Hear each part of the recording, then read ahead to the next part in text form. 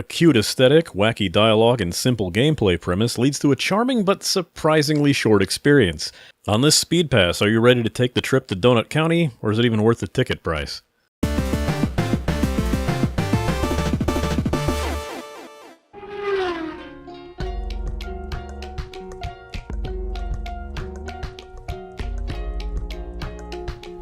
While seeing this game make the rounds a good while back, I did have interest in it for the concept alone. Moving a hole around a field to swallow up objects until you've absorbed the entire level was a very interesting Katamari-like concept. I picked it up on Switch for a lot more than it's going for now, and though the current price is a lot closer to what I would consider fair, the game is still woefully short as an experience, but I will get into the details. The style of the game is certainly eye-catching, like a flat Katamari Damacy. Sharp colors and simple characters and designs will make up the look of everything from the main characters, like the faceless human Mira and her raccoon friend BK. Each design is still very easy to pick out with various degrees of stylization.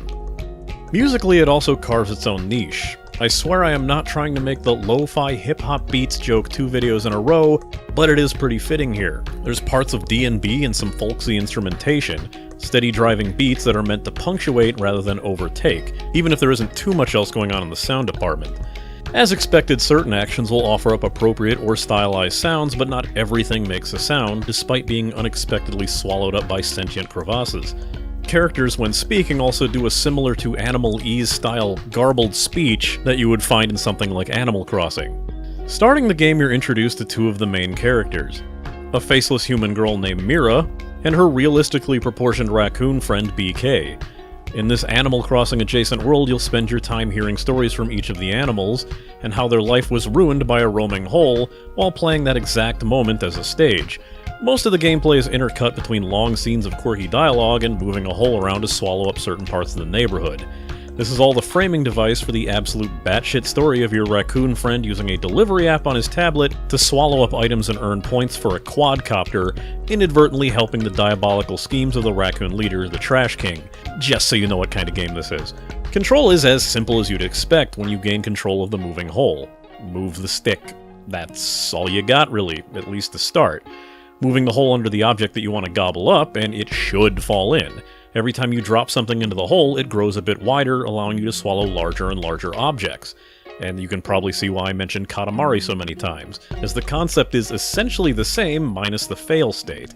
Basically, you have no time limit and no general threat to your success. You go until you succeed and that's it. You can't really fail the stages. That doesn't mean you're without any challenge, as it's mostly understanding how to solve certain environmental puzzles. It's not always as straightforward as move hole under thing. You may end up filling the hole with water and unable to drop anything into it until you find a way to drain the water. Maybe you'll need to free up an object or set some event in motion in order to progress. You'll also gain a catapult option later on to add a layer of physics puzzles to the proceedings, but you'll likely be able to figure out any of these stages in very little time.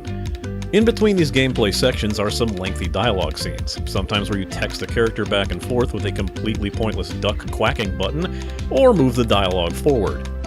Other times you're relaying the story with Mira, BK, and the other animals in town. These scenes are filled with a lot of wacky banter, characters firing goofy quips back and forth, speaking several levels of Weednese, and unironically talking in internet jargon, which I'm certain just got more than a few of you scrambling to retrieve your eyes from rolling all the way into the next room. I personally do find it funny in a few sections, but I can imagine it would wear thin on those clamoring to reach the next stage. I honestly believe you'd have to be a pretty hard-hearted, no fun allowed kind of person not to find something chuckle-worthy, be it snakes being referred to as alive spaghetti, or the Trash King's refusal to admit he's in any kind of trouble.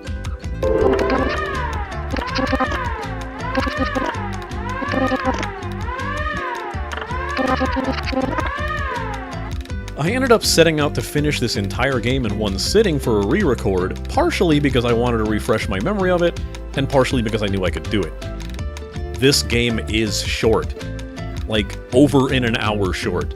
If you end up skipping through the dialogue or not reading any of the Trashpedia entries, I wouldn't be surprised if you clocked in less than 30 minutes.